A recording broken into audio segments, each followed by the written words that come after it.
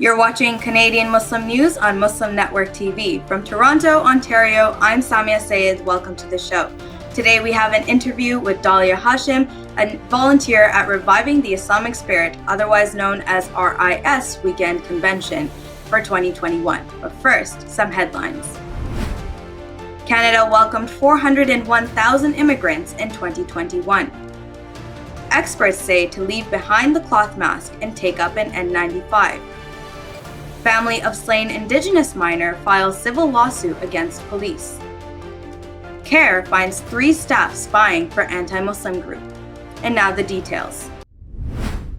Immigration Minister Sean Fraser announced that Canada has met its 2021 target immigration by welcoming 401,000 people with permanent residency permits.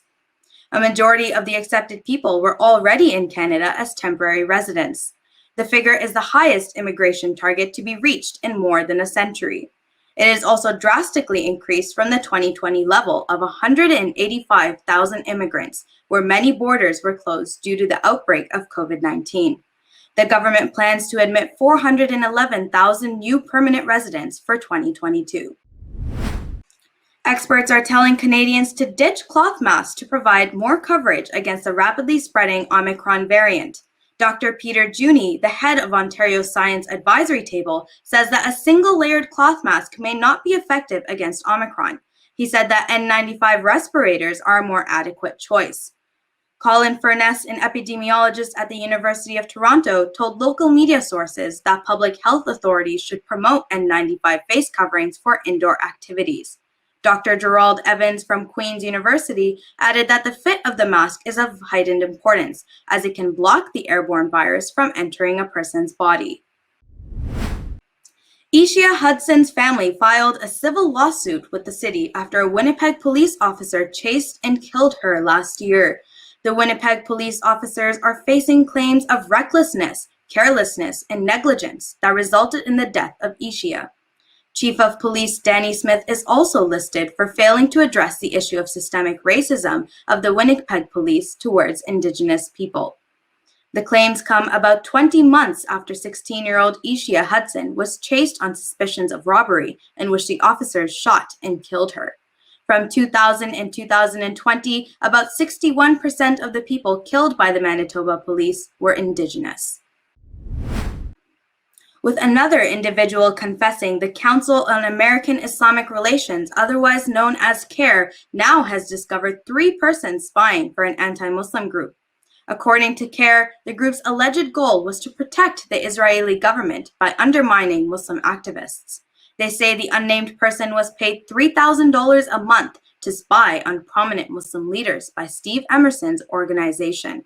The news comes after last week's revelation by CAIR that its Ohio Executive Director Roman Iqbal had been providing audio recordings to the anti-Muslim group. That's it for the news, and now we have an interview with Dalia Hashim over the RIS convention happening this weekend. We have Dalia with us now. Welcome to the show, Dalia. Thank you so much for being here. Thank you for having me. Glad to be on the show with you all. It's glad to see you here. So RIS has been around since 2001, but for the people who are watching, what is RIS? So RIS is Reviving the Islamic Spirit Conference. As you mentioned, we've been around Toronto for quite some time. It's a global conference that aims to unite the Muslim community, discuss issues of importance for the Muslim community, and rejuvenate all of our spirits as we enter into the new year, inshallah. Mm-hmm. And how did the conference start? So it started in the early 2000s. What did that early process or formation look like? So the conference started in the post 9/11 era, when the Muslim community was sort of starved for that ability to get together, converse on issues that were of importance to us, discuss matters that were specifically relevant to Muslims in the West and in North America, and give a platform to an array of speakers and scholars that were sort of coming into prominence in North America or helped build the community in North America, and provide them with a platform as well to communicate with the masses. And so that was sort of the idea of the conference, is to reunite, bring Muslims together under one roof and discuss stuff that matters to us, by us, and not be sort of informed of what we should be discussing or have agendas set for us. It was really all about a youth effort that was grassroots and that was focused on bringing issues of importance for Muslims to them and have it discussed at the highest caliber by some of our most remarkable scholars and teachers, all under one roof, and sort of give everyone a platform to present their ideas in one space. So after quite some time, you can see how the conference evolved from being this small and local event to taking on a much more global scale. How did that transformation look like for the RIS team? I think it was something that was built with the community over the years. It's very much so a Toronto effort, something that was built here in Canada, and something that I think grew with the community's growth. Over the last 20 years, as you mentioned, the Muslim community in Canada and North America grew quite a bit, and with it, the conference as well. We went from a conference that was being hosted in a hall in, the Dome back in the day, where was now known as Scotiabank Arena, to a conference that's now yearly being hosted at the Metro Toronto Convention Centre with more than 20,000 attendees over 3 days, and speakers from across the world, everywhere from Singapore and Malaysia to here locally in Canada and North America, to everything in between, and artists like Cat Stevens joining us, artists that are of notoriety everywhere across the world, joining on this platform with us as well. Speakers like Imran Khan, Junaid Jamshid, may Allah have mercy on him, and others. We had Muhammad Ali tribute one year after he passed, and it really became a place for the community to gather together, and a notable marquee event for the Muslim community during the year. And as you mentioned, the event went from hosting about 20,000 people to being shifted completely online. And how was that process for the RIS team, especially with the pandemic? I'm not going to lie to you. It was a difficult process, mostly because we are so used to hosting everyone in Toronto. As I mentioned earlier, it's one of the biggest things about this event that it gets hosted in Toronto. And so I think for us, shifting online was really, really difficult. But we made it work in true RIS fashion. We tried to do it to the highest caliber possible. So we sent production crews to all of our speakers across the world, because we didn't want people to feel like they were attending just another Zoom meeting or another online event. We really wanted to give them the feeling that we were bringing the conference into their own living rooms, as they would have witnessed it on an RIS stage. So the best production facilities were recruited to help us, and they went to every single speaker. As I mentioned, our speakers are diverse and from across the world. So we had, production crews in Istanbul, we had production crews in Malaysia and in Singapore and in Yemen, and locally here in America and Canada, trying to bring a high caliber HD conference to everyone's living rooms. And inshallah, we're doing that once again this year, but really setting our sights on reuniting with everyone in person next year, inshallah. And I saw on the attendance list that you have Jagmeet Singh and Aaron O'Toole coming to speak at the event, or rather online on the event. And I want to ask, how come the Trudeau Liberals are not present? So they are present. They just had, Justin Trudeau himself isn't listed on the program yet, but the Liberals, and, last year, Prime Minister Trudeau had a fireside chat with us as part of the program that was very unique to him. And so this year, inshallah, we're aiming to replicate that with a fireside chat with the other two party leaders here in Canada, Aaron O'Toole and Jagmeet Singh. But that doesn't mean that the Liberals aren't represented and welcome to present on the RIS stage.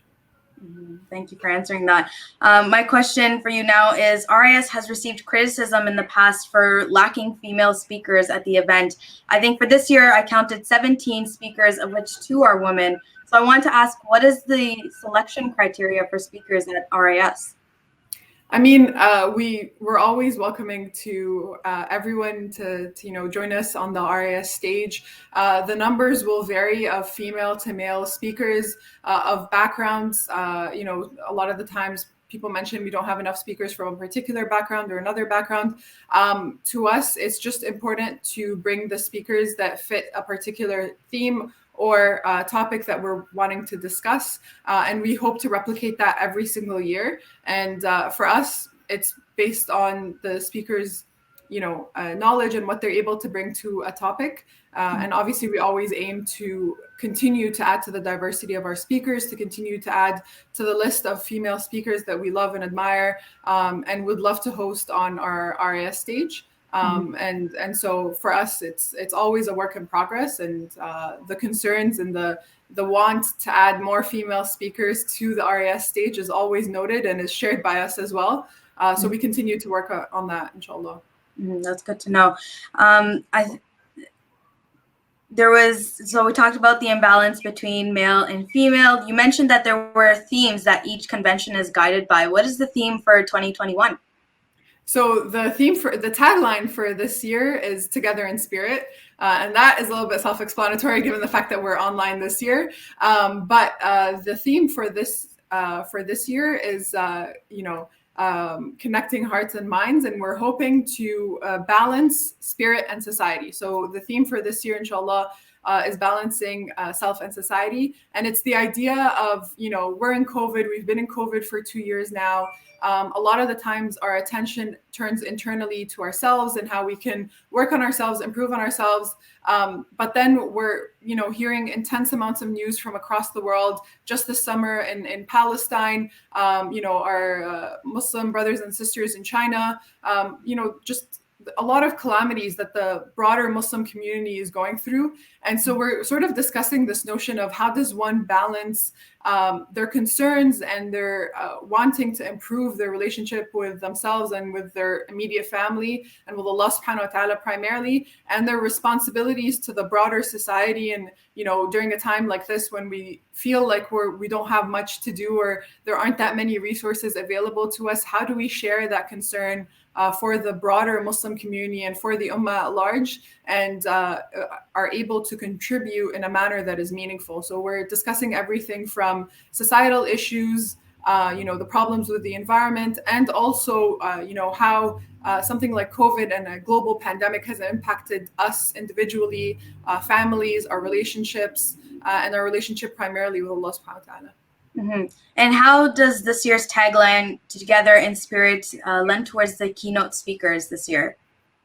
So a lot of our speakers are discussing from their own vantage point. I think if you look through the program, they're discussing how we as a community can continue to come together, can continue to have high spirits, continue to be an ummah that, the Prophet ﷺ said that we were the best of mankind, the best ummah to come to the people with a message of light and a message of peace. So how can we continue to bring that energy and continue to bring that communal spirit during such a difficult time? And as I mentioned earlier, bringing their own vantage point to that discussion, wherever they are in the world, wherever the community that they represent is facing, but also, from the various aspects that I had mentioned earlier, the environment, the self, the society, the family, and so on and so forth. And finally, really quickly, we ran out of time, but can people still buy tickets online? Yes, folks can still buy tickets online. Tickets are available until we start the program, inshallah, tomorrow morning. So head to risconvention.com and secure your ticket. You only need one ticket for you and the entire household to check out RIS together, inshallah. Sounds good. Thank you so much, Dalia, for coming and speaking to us today about the RIS convention. That's it from Canadian Muslim News, folks. Thank you so much for watching. This was your host, Samia Sayed. Make sure to like and subscribe to our channel for more Canadian Muslim content. In the meantime, stay safe and God bless.